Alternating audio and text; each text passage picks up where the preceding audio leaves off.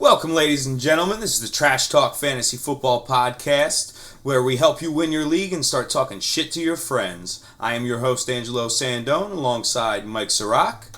What's up? And Mario Maniaci. What's good? We are about to get into the episode number 2, all about running backs, gentlemen. I'm pretty excited. Guys, please don't forget to like and subscribe to this video below. Follow us on Instagram, Trash Talk Fantasy _podcast, and on Facebook at Trash Talk Fantasy Podcast. And if you guys are tweeters, if you're into tweeting, we are on there at Fantasy _trash. So, guys, I'm really excited about this episode. We're going to cover our top 25 running backs. We're going to cover our rookie running backs, sleepers, busts, and of course the fan favorite mailbag, where we ask you guys, the listeners, what it is you want to know most in our episode today. So, I'm proud to present our very first consensus top 25 rankings. Little unconventional, but I think it works. I think it makes sense. I challenge any other podcast to come holler at us and challenge our rankings. Please do. Bring us a better 25. All right, boys. So here we go. First tier, we're going to break this down into tiers for you guys. First tier, Saquon Barkley. Obviously. Number one. He, last year, 91 catches, just dominant, running the ball. He's going to continue to be the focal point of that offense in New York. And they beefed up that O-line. I mean, they brought in the guy from Cleveland. Well, they had to. Their quarterback has fucking cement shoes on, and the other guy, I don't even know if he's out of high school yet. I think he's still a prospect in Manning camp. He was still getting booed at the Yankees game last night. He's probably at home not feeling too good. But with OBJ out, I mean, you're really going to see his attempts really increase. I think, 130 targets. 130 targets. They got to get spread out now. And who's going to take them? Sterling Shepard? I don't think so. I'm not sold on him. I think it's Evan Ingram, and I think it's Saquon Barkley. And Saquon Barkley was 10 catches behind Christian McCaffrey at 107 last year. Yeah, he's right behind him, so he's going to get another 15 targets, and he's probably going to catch them. They may only go for 2 yards, but with Barkley, they could go for 90. You don't know. And Barkley does have the most diverse route tree. He can run the outside. He can run across the middle. There is nowhere he won't go to go get a football. All right, so we were all on board with Barkley. Our next pick, 2 of the 3 of us said Kamara, and Mario went with Zeke. I think it's definitely Alvin here. He did so good before Ingram came back last year, right? Starting the year with 4 30-point weeks, or average 30 points after the first 4 weeks. And then after Ingram came back, we saw the point average drop down to 17. Yeah, but you're also misconstrued a little bit because 3 of those defenses were really bad. The best defense they played was Cleveland. And even though Cleveland had a good defense, last year was not Cleveland's year. Let's just call it that. I completely agree. And I can't knock Mario here for taking Zeke 2 overall. Zeke's in the passing game last year. And that's why he comes into our rankings at number 3 here.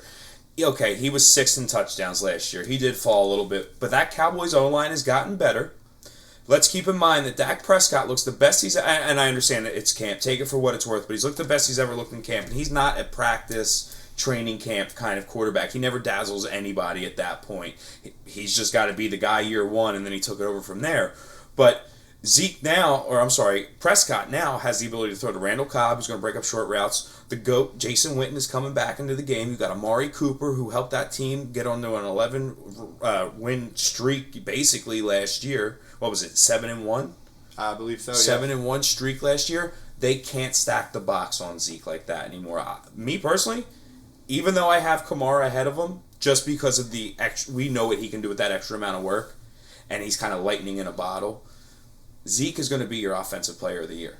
Yeah, and the thing is they're also looking at, granted, we're still in OTA's time, but RPO, they're talking about the different launch points for Dak. So I think you're going to see a lot more flexibility with Zeke because his route tree is becoming a lot better. Absolutely. Yes, so this next guy that we have on the list is Christian McCaffrey. Him and Zeke both have the same problem where their quarterback steals their touchdowns. right? Like, Dak, he probably had 8-9 rushing touchdowns last year. Yeah, Dak had I think he had over 5 for sure. I can tell you for sure he had over 5. But yeah, same thing in that red zone, but that's what's going to That's where they don't care about fantasy. Yeah. They don't care about fantasy. That's what helps their offense move, and I think you're going to see a lot more of that this year, hence why I kind of had Kamara a little bit higher. But we all had McCaffrey in our top 4, and it's because how good he is out of the backfield catching the ball, right? This is a half-point PPR league that we're basing everything on, and he led them all running backs and receptions with 107 last year. Right there is 53 points, right? That's 4 points a week that you're getting just from him catching the ball without even any yards. And this year too, Cam Newton's shoulder is a little banged up as well, so you know he's going to be checking off. Well, he should have been checking off before. He can't throw the ball downfield. Well, but that's why he had 107. Yeah, and I agree with you there. So that really wraps up our first tier. But any one of these guys is number 1 next year. Is anyone surprised? Yeah, I mean, you can't go wrong. I mean, I don't think there's a real loser here. These are your 4 guys that you can put on there every week, and they're going to get you 20. And I think when we get into this second tier here, there's an argument to take Devontae Adams, DeAndre Hopkins, and guys like that. Michael Thomas, Julio Jones, absolutely. AB. All these guys are going to go before, especially in PPR leagues. I think all these players do go before AP. Well, I mean, for the most part, at least on the consensus level, maybe not individually. Let's get into tier 2, actually. So, a guy that I really want to talk about, I have to be honest with you, initially, I did not like Le'Veon Bell. I'm in a keeper league where I had to keep Le'Veon Bell or James Conner, and it was Conner up until a couple weeks ago. I don't like Adam Gase. He's a fucking shithead. He killed Kenyon Drake. He ran Jay Ajayi into the ground and then did nothing, but then I thought about it. Wait, he ran Jay Ajayi into the ground. So we're looking at a player basically. I mean, but that wasn't hard to do. He came out of college with knee problems, and it's just degenerating and getting worse for him. Yeah, but when you look at the Pro Bowl season that Jay Ajayi had in 2016, Adam Gase inherited a team that actually had a half-decent offensive line. They could put points up. We're looking at 1,200 yards, 8 touchdowns. He's averaging just under 5 yards a carry on 260 attempts in 12 games, nonetheless. So I actually think that, believe it or not, Le'Veon Bell is better than him. Yeah. He's better than Jay Ajayi. So in this system, and listen, don't forget about the Jets. This is the best team Gase has had in a few years. Hands down. Look at players like Ivory last year. Look at players like Elijah McGuire. Bilal Powell. These are guys you can fill in or draft super late at the end of rounds that are producing behind that O-line. Now, I will say that O-line is much better for running than it is for passing. But I still think Sam Darnold. I know you love Sam Darnold this year. I love Sam Darnold. I still think he has a good year. I think he was the best quarterback that came out last year.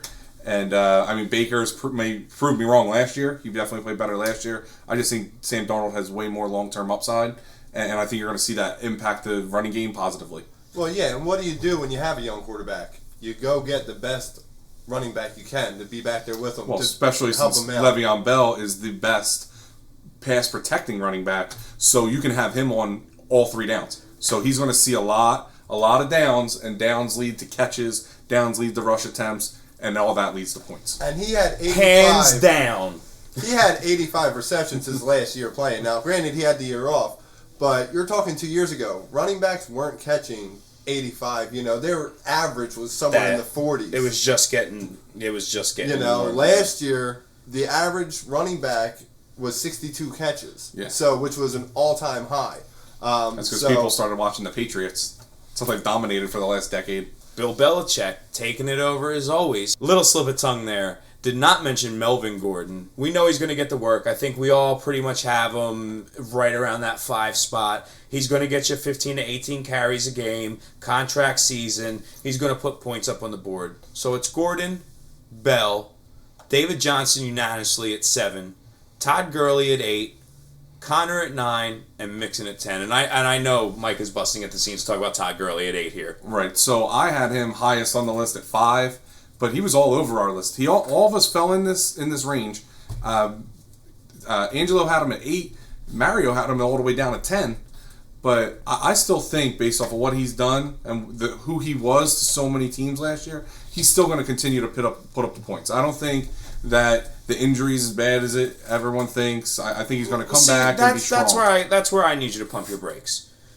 Even when we had the doctor on, Dr. Nathan at Fantasy Sports Doctor on Instagram, when we had him on, it's a disease that's going to get worse. Now, what we're really trying to calculate is how fast is it going to go downhill. Listen, C.J. Anderson was on 3 teams last year. He went into this Rams offense, which is a system offense, and played more in the Super Bowl than Gurley. He was more effective in the Dallas game than Gurley. This is if I'm Todd Gurley, there's no way that if I'm not banged up, that I'm not on that field fighting for my job. This is the greatest moment of any running back's career, is playing in the Super Bowl, and he's only taking a handful of carries. I don't care. You're dying with that chip. You know he's going to get banged up. He's already paid. He's already paid. There's nothing else here. I have him at 8 because, yes, we can run the numbers, and if he's good, he's a top 10 running back. So I'm giving it off a courtesy, basically. So outside of that, I think Connor at 9, we know his workload's going to get a little diminished, but we still know he's going to be a solid number 1 running back. He's still a bell cow, 15 carries. Mixon is another guy. They're going to be running. Zach Taylor is going to be running that Rams-style offense with Joe Mixon as Todd Gurley. Mixon could be in line for a huge workload here. But are there any names on this list that are giving you guys, like, making your eyes pop off the charts? Well, I mean, you've got Williams from Kansas City on your list. Now, that's a little bit high for me and Mike's taste, but where are you at with him? What gets him up there? He didn't even hit our lists until me around 20, right? Yeah, 9 spots. Yeah, 9 spots. 9 spots 18 behind. for Mario, right? So yep. So here's my thing. Last year, when taking over for Kareem Hunt, he was great. Top 5 running back numbers. He was still finished in the top 15 of running backs. That's crazy impressive for a guy that died in Adam Gase's system in Miami for the last couple of years. He came in. Now, I know Carlos Hyde's there, and I'm ranking this straight off Andy Reid's system. Andy Reid produces number 1 running backs. They're top 10 running backs every season. Who knew about Kareem Hunt a couple years ago? Well, I did, because I knew about Andy Reid's system. I know that he runs the rock. He runs it up the middle. He hits it in play action.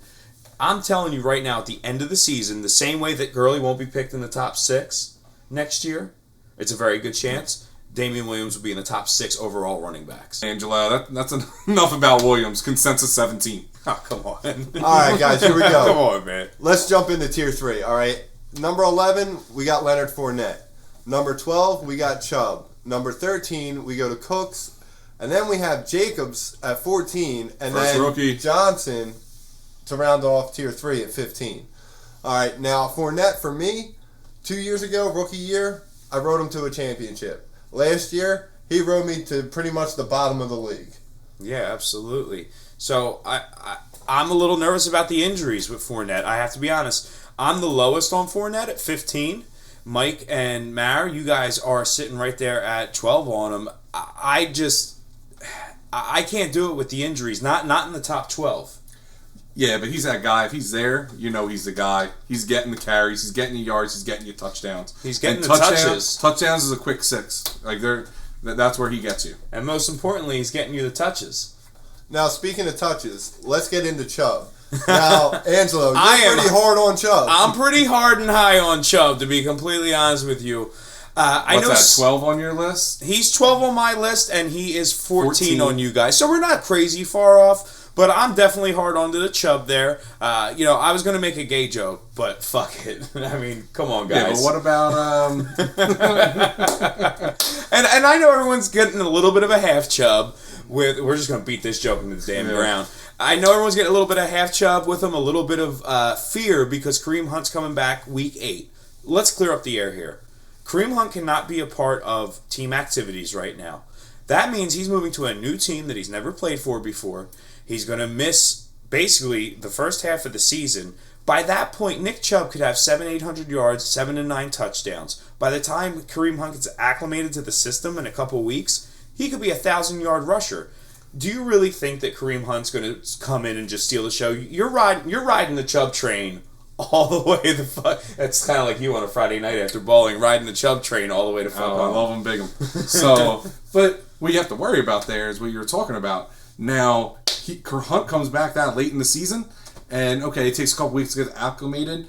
Do you ride Chubb all season and then not have him for the playoffs because Hunt is stealing carries then? I'm riding Chubb till I die, baby. Yeah, but what about with Duke Johnson? You know, he's going to be there, and he's good at receiving. So he's not going to be there. I think they trade his bitch ass. You think so? Yeah, there's just too much animosity going on, and the back and forth of the quarterback. Listen, Baker's our future. It seems like a trump card almost, where if a guy asks for a second or third time to be traded, they're getting traded more than likely now. Yeah, but you're going to trade a guy that you're paying anyway. You're not going to trade away a guy that you're giving $3 million, and they're locked in for a few $1 million on Johnson this year. So they're not getting out of that money. Yeah, but if he's not going to play because of his attitude, you need to get something in return. I mean, that's GM 101. Yeah, he's probably going to go on a 1-year deal somewhere, on a prove-it deal, go ball out. Because I love Duke Johnson. I think he's a great PPR. But in full PPR, Duke Johnson needs to be drafted even this year, in my opinion, because if he ends up in a good situation, he's rocking and rolling. All right, now we're moving to Dalvin Cook, number 13. He was my number 11. I had him higher than both of you guys. I really think that he's primed to take that step. I think the injury stuff's going to kind of be behind him this year. I'm going to be honest with you. I'm looking at the board right now, and I swear it says Mike loves cock, but apparently it says that Mike loves Cook. Very, very easy thing to misunderstand. So last year, my love for cock aside, when Cousins targeted him, he targeted him 49 times, and he caught 40 of those passes. He's catching at a higher than 80% clip, right? And those catches going to keep him in the game. Yeah, but what's he doing in the end zone? How about his touchdowns? Is he getting there or not? Yeah, that's the biggest concern. I would agree with that. 2 receiving, 2 rushing last year. He's got to do a better job closing out. But that was Minnesota's problem in general last year, right? Well, they know they can't give him the volume. I think that's a big thing. That's why I'm probably a little scared of Cook in a sense. Why, like in a half PPR league, he's a top 10 running back if he stays healthy. But I can't draft him like that because he's not going to get those kind of carries. But someone that is going to get some carries is our number 14 running back, Jacobs. Josh Jacobs is coming in, and he's good. A Gruden system could range him anywhere from 225 to 300 touches. Marshawn Lynch at the end of his career, still putting up decent numbers. I mean, they weren't like off the chart spectacular, but they were solid, and he didn't have the legs like that anymore. Yeah, and you could see that his legs are really starting to go. And just bringing in somebody young and fresh, plus add an AB on the outside. Add an AB on the outside. They grabbed the left tackle from the New England Patriots, who was an anchor on that line. Yeah, I know the Patriots trade guys away at the right time, but they're stepping up. Yeah, just look at Nate Solder, their previous left tackle right before him. He went to the Giants, and I mean, he sucks the proverbial cock. Oh, God, he's absolutely garbage. That's actually probably one of the weakest points in their line now. He doesn't fit that system. But I think that Jacobs is going to get 225 to 300 carries. And here's the thing. In Oakland, that was a trade pick. They have to make that work. In order for those trades to seem worth it or have that value. So they're going to have to force Jacobs at you. Now, what I'm hearing from camp is that he's prepping more like a wide receiver as far as he's doing a lot of catching drills. He's really focusing on the catches. And he's also being called the X Factor player. Oh, I love him. I love him. If we had, when we redo this episode come training camp, he could move up on me. Oh, I think he's going to be in the top for me. When we get into our rookies in a little bit, he's hands down the number 1 rookie running back. He's got the best situation. He's the only rookie running back that's going to be getting all the volume. Yeah, he's the only clear-cut starter there. Now, moving on to number 15, a guy that, in my opinion, the committee talk needs to wrap up on is Kerryon Johnson. Kerryon Johnson, if healthy, is a fucking monster. He's the first guy to come out in Detroit and get a 100-yard game. They slowly gave him the work last year. Patricia built trust in him, and he came out. Unfortunately, he got hurt. I don't think the injury is that major for him moving on. Our sports doc, he didn't think he was that bad off. So we love Kerryon Johnson there. I don't think... I think the lowest person was actually me, funny enough, on Kerryon Johnson. But you guys were kind of high, and I'm not against it one bit. All right, let's just jump right into Tier 4 then. All right, so you got Mack at 16. You got Williams at 17. Henry at 18. Drake at 19. And then Sonny Michel rounded it out at number 20. Yeah, so Marlon Mack at 16, he's kind of like the last of the...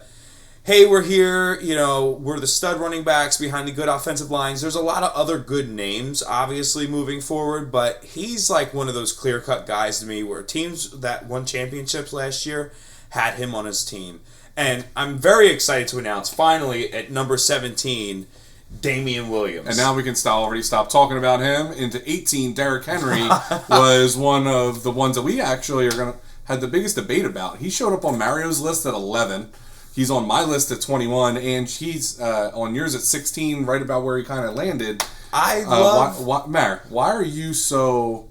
I'm sick of you talking about love with the Damian Williams shit going on. So, Mar, I want you to kind of field this one. Why were you so high on Henry to put him at 11? One half chub. All right, so I've loved him since he was a rookie, okay? I've been waiting for him to get a shot. Well, guess what? This year, we finally get Derrick Henry unleashed, unchained, ready to go.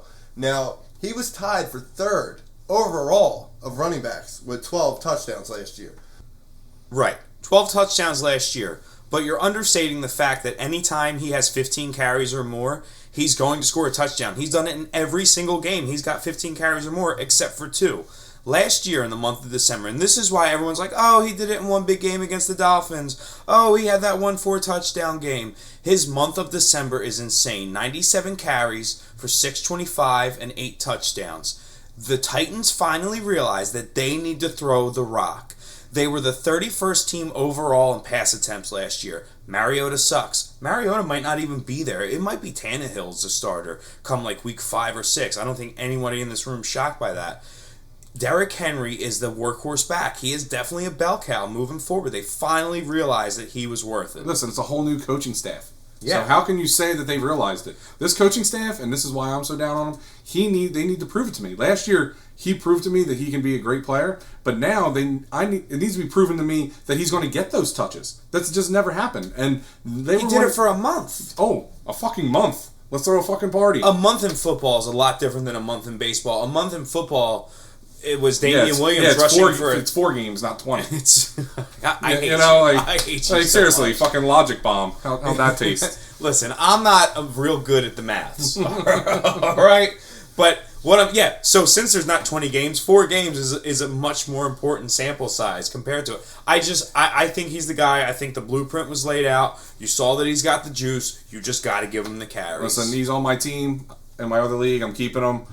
I hope so. I'm just not sold on him. Nah, we're just going to have to agree. You know what? Let me ask you a question. Where do you think Derrick Henry, like in all honesty, where does Henry wrap up for you? Where's like best case scenario? Or 21. We already talked about that. You think that's where he's at? Yeah. At the end of the year?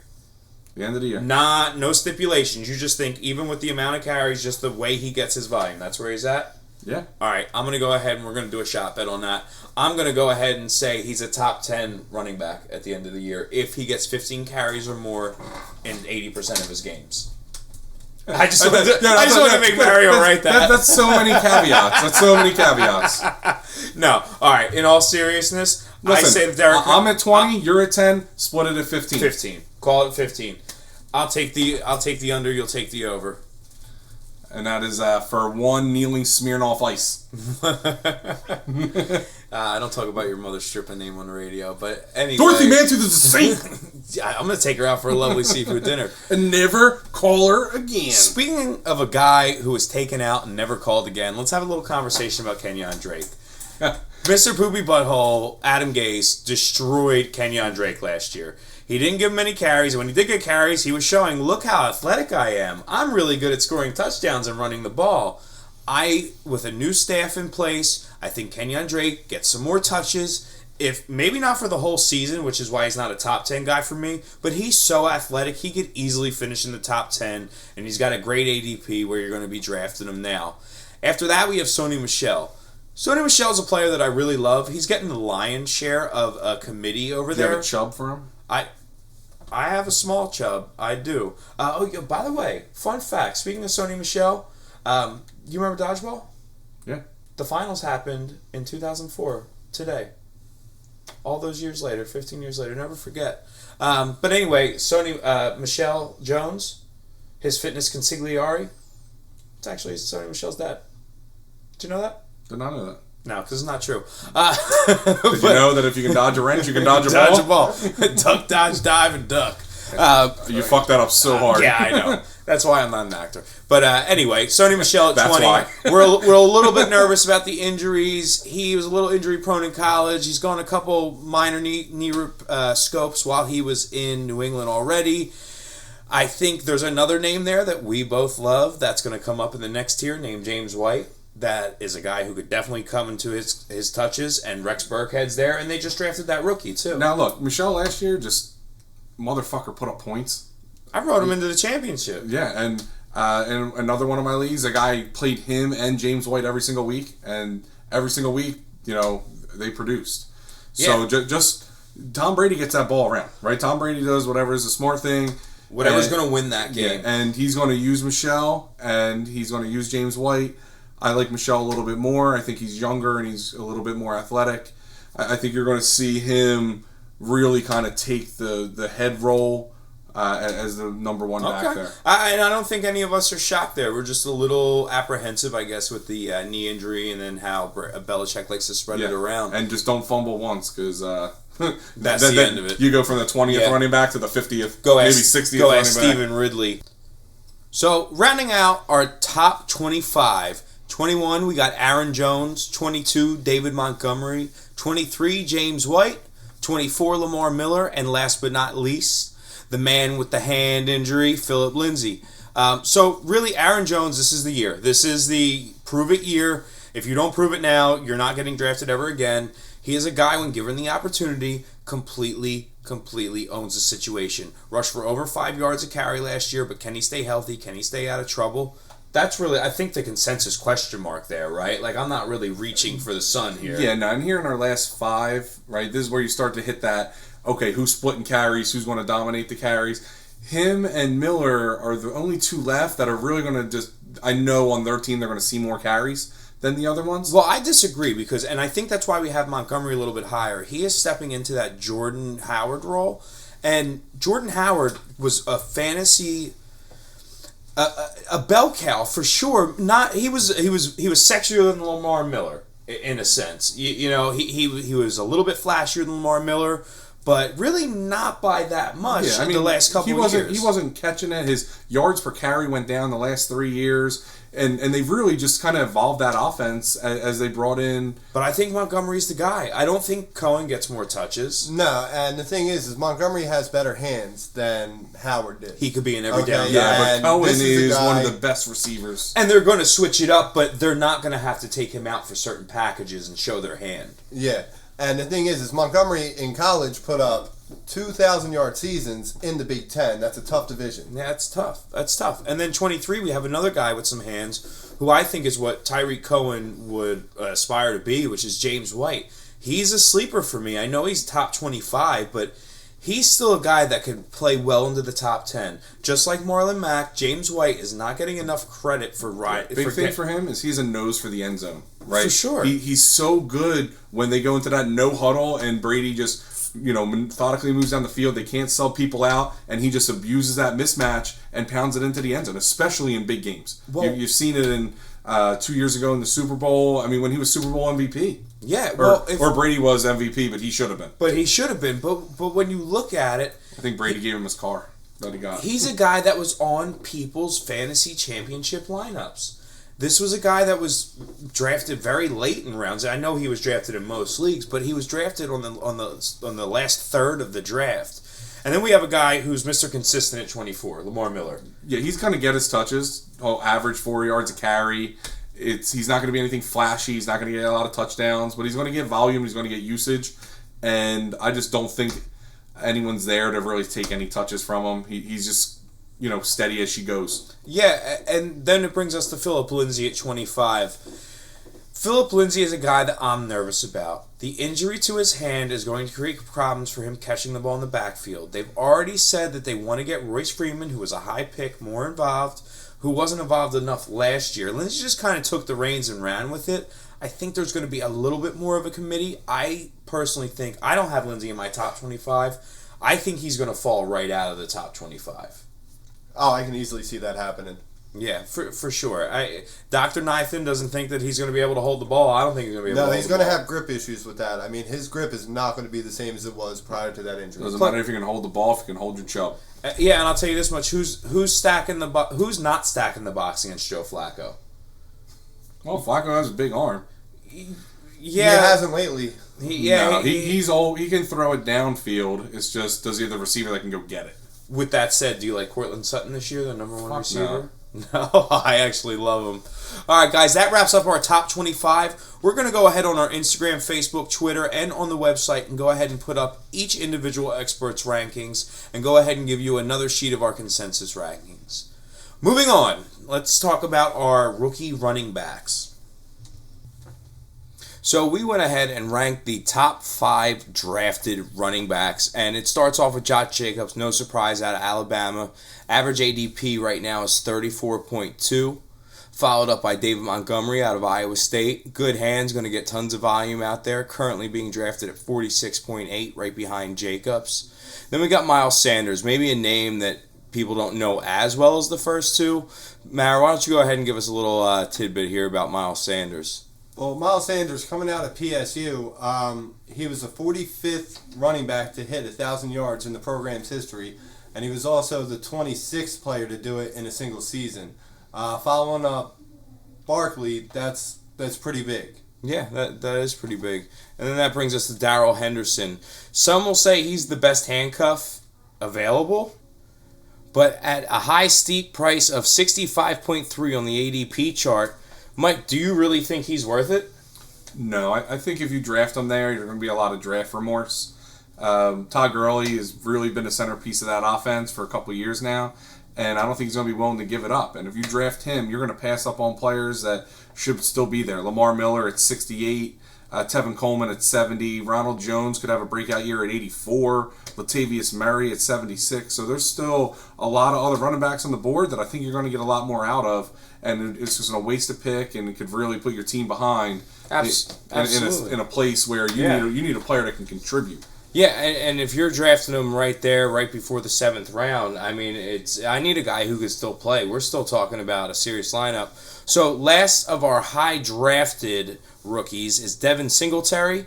His ADP is 167.2. He's still got Shady in front of him. We're not 100% sure how much he's going to get, but he's definitely a name we're going to want to look into moving towards camp.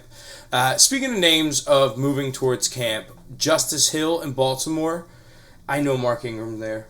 I know that Gus Edwards is underrated, but Justice Hill is a really highly touted prospect that's coming into Baltimore that every expert's throwing the name around of, and it's somebody to keep on the radar. Is there any other players? See, I'm trying to find handcuffs. I'm trying to find values. These are guys with last pick, next to last pick. I reached early. I drafted a defense. Give me what are some of the other names you guys have on your radar? Well, let's look at Alexander Madison. From Boise State, a little bit on the heavy side at 5'11", 221. He might want to lose a few pounds, but over there at Minnesota with Cook, I think that he definitely can steal some carries and definitely become a part of that offense. Yeah, and my guy, and definitely keep an eye on him, is Quandre Allison, or Qdre Allison from Pitt. Doesn't matter because I'm not fucking drafting him. Yeah, well, I am, and it's going to be a difference maker.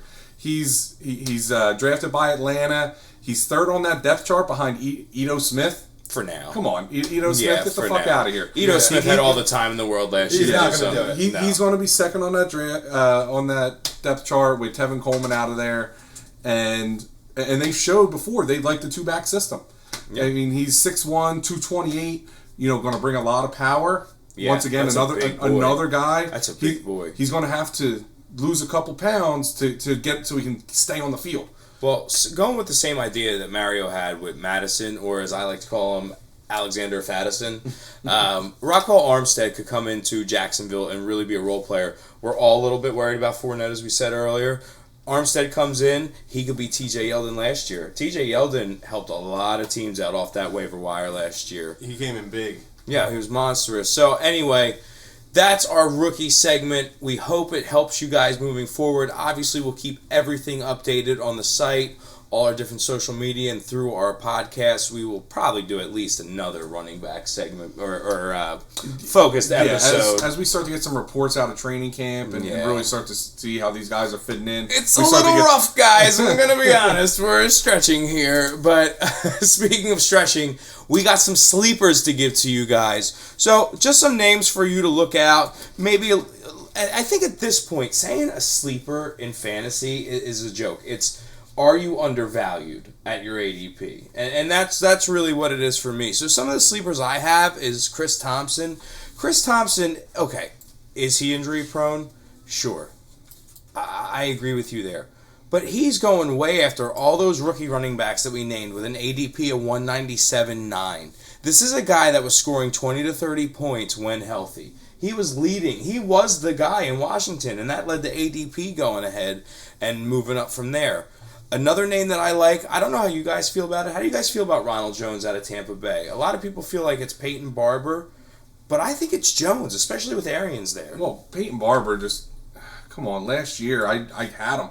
You know, he's just so disappointing. Well, he's at 125. Let's play a little bit of value here. Who's the better value play between Peyton Barber and Ronald Jones? 125 for Peyton Barber, and Ronald Jones is a little bit ahead of him at 84.5. Me, I still think it's Ronald Jones. Yeah, I think Ronald Jones is the better player. All right, so let's play the name game. All right, so Mike, we've got Jones versus Eckler. Who are you taking and why? Right here, I'm going to take Eckler. He's ADP's 20 later, so I can get him 2 rounds later, just about. I think he's the best handcuff, but he also produces on his own. Ronald Jones, I'm just not sure that he's going to take over. Peyton Barber's still looming there, so I'm going to go Eckler here. All right, Angelo, let's go Jones-Howard. I'm actually going to take Jones here. I think that Jones has the capability to take that rollover. They didn't draft anybody else there. We know what a running back in Bruce Arians' system can look like. There's a ton of upside here at the value of the pick. I'm going to go ahead and go Jones. Yeah, see, I don't know. Howard there, though, he's going to be your starter week 1, snap 1. Yeah. That's a guy that drafting, you're going to get points out of immediately, and I think he can carry you through the first quarter of the season, if nothing else. He could be the LeGarrette Blount. That is a little bit tougher. All right, so then let's go to Royce Freeman. I'm going Jones against Freeman as well, just because Royce Freeman, even though they say he's going to get a lot of roles, I think he could be like the next Devontae Parker. Did you just say he's going to get a lot of rolls? What the fuck does that mean? As soon as it came out of my mouth, I tried to grab it and pull it back in. No, just like a roll? Well, because I'm a fat shit. For those of you who don't know, we just had some delicious pulled pork before the show. And we were talking about how keto sucks and I can't have rolls. So they're kind of just on my mind. But there is one last name we do want to talk about. Kenyon Drake. Matt, tell me a little bit about your love affair for Kenyon Drake. All right, his ADP is right around 45. I think that they finally, this is his year. If he's going to do something, it's going to be this year. I think he's going to get that 15 to 18 carries, and I think you're finally going to see some consistency out of him week in and week out. Absolutely. So next segment up is our bust section. So there's a few names in here that I think you guys wouldn't be surprised to see, but we're going to throw a couple at you that you probably weren't expecting. First up on the list here, Mara, I want you to feel this one because I know you definitely feel some kind of way about this. First bust on the list is Darius Geis. Yeah, I mean, he had the ACL injury. It was preseason, so it was a little bit early, but, I mean, you're a running back. Your legs are your bread and butter, and it takes a while to really trust that knee over again. And it takes a year to recover. And they're also saying that him and Peterson, they're going to split backs or split carries. Peterson found a resurgence last year. He was a real G. Does he ever really slow down? Oh, dude, I made a huge bet last year thinking he wouldn't even have a game over 100 yards, and he just completely blew the doors off. I mean, Darius Geis' ADP is 73.4. He's going in front of guys like Latavius Murray, Ronald Jones, Royce Freeman. I agree with you 100%. It doesn't make any sense. Mike, who you got this year that's really grinding your gears? Mark Ingram. I don't really like players that switch teams. Just, you never know what the role's going to be. You don't know if they're going to fit in the way that you think they're going to fit in. And plus, he's going to lose a lot of carries just to Jackson because of how he runs the ball. Yeah, it's all predicated off Jackson. And if Jackson's stealing your touchdowns and stealing some of your carries in the middle of the field, if you drafted Ingram at the 47 mark, right there in the 4th round that he's projected at, I really think you're just going to be upset with your pick. Well, it's not even just Lamar Jackson that I'm worried about. Gus Edwards was plenty serviceable moving into the end of last year. And Kenneth Dixon had a couple of good games as well. Absolutely. And Gus, the reason I bring up Gus Edwards is because Gus Edwards was another one. I keep bringing this up. He was a guy that teams were using in a pinch at the end of the season who was pretty consistent. Now that we look back at it in hindsight, he's a guy that could really fill in for your team. I think right now he's technically the first on the depth chart at running back, correct? Depends on what site you look on. Yeah, it's usually how it goes. So, one of the names that I think is going to shock you is a hate of mine. I think he's going to be a bust in the sense of he's being way overvalued coming back off an injury. Devontae Freeman? Doesn't matter, you're not going to draft him? Doesn't matter, I'm not going to draft him.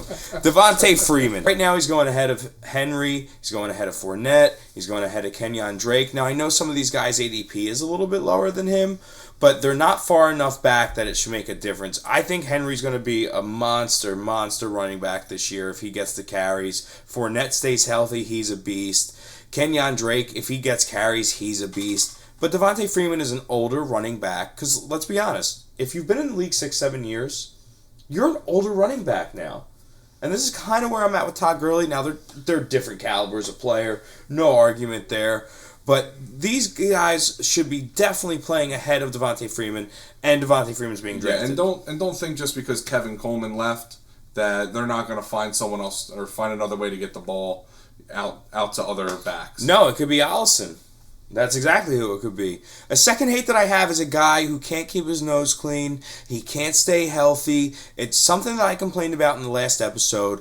I can't stand players that leave everything in limbo. And Aaron Jones is one of those guys. When he is on the field, he is an absolute monster. And I love him to death. He's great. But the problem is I'm not going to draft him with a high price tag outside of the 3rd round and expect him to do something great all year long. By the time the season's over, Green Bay could have 3 different slot receivers that turned into running backs. Well, and their defense is suspect. So Right. Aaron Rodgers loves to throw the fucking ball. So there's going to be a lot of situations. He's going to be doing the hurry up. The coaches will call running plays. Aaron Rodgers wants to throw that ball every down. Awesome. Well, guys, that essentially wraps up the running backs for us. We did field a few questions from the audience from our Facebook, Instagram, and Twitter, and we're going to go ahead and answer them right now. We actually got a little bit of a surprise. We actually have our first question in the mailbag from somebody overseas. We have Thomas from Germany. Hey, this is Thomas from Nuremberg in Germany. I've got a question, or okay, better, it's 2 questions in one. When you look at the expert rankings all over the net, what is the most overhyped wide receiver which I should not consider in a 12-team redraft PPR league? And second question, is there a big sleeper wide receiver who will have a breakout year? So thanks for your help. Thank you very much. Bye. Well, I'm going to start with the sleeper wide receiver. And I think we kind of hit on it in our first podcast, Tyler Boyd. Yeah. Right? He really came in and did a great job for me last year. The other sleeper I had was... Well, not to cut you off here, but the thing that I love about Boyd is that Boyd is going to be in a Rams-style systematic offense, and he's going to be the Cooper Kupp. He's going to be one of the first looks in that system, and that's what I love about him. And another guy that I love, Robbie Anderson over on the Jets. Him and Darnold were one of the best duos towards the tail end of the 2018 season. And with adding Le'Veon Bell, a little more experience for Sam Darnold, all the things are pointing in the right direction for these guys. Yeah, and as much as I hate Adam Gase in many ways, it can't be worse than Todd Bowles and everybody else last year. But to answer the second part of that question about A.J. Green, the second part of your question about who's the bust, to answer the second part of the question, the major bust is A.J. Green. He's coming off foot injury. He's got tons of issues. I know a lot of people think he's still a top 15 receiver, but I think it's time to let go. I think he's very serviceable, but I think he's going in front of other players that he shouldn't be going in front of. For me, he's a top 25 guy, and I know that bust gets a little bit of hate, but it's just where I'm coming from. And we have one last question here coming from Instagram from Ray Avila. 1238. Ray, I hope I just did not butcher your name. But Ray asks us, can Mark Ingram be a number 1 running back? Well, I don't think Mike really needs to go ahead and go any further into that. But I'll just go ahead and say, I think that his role is very similar to what it was in New Orleans. Lamar Jackson's going to be tested now that there's tape on him. He's not going to be able to get away with rushing up the sides when they're jamming the box and sending corner blitzes and things like that to try and stop that. If the quarterback rushing production goes down, so will the running back production. He still has Edwards in front of him, newly drafted Justice Hill that we just talked about, grabbing for carries. And I think it's just too much of a committee, so I definitely say no, Ray. But guys, that's all the time we have for today. Please do not forget to follow us on Instagram at TrashTalkFantasy_podcast and on Twitter at FantasyTrash and always on www.trashtalksports.net. Guys, have a great one. See you later. Later on.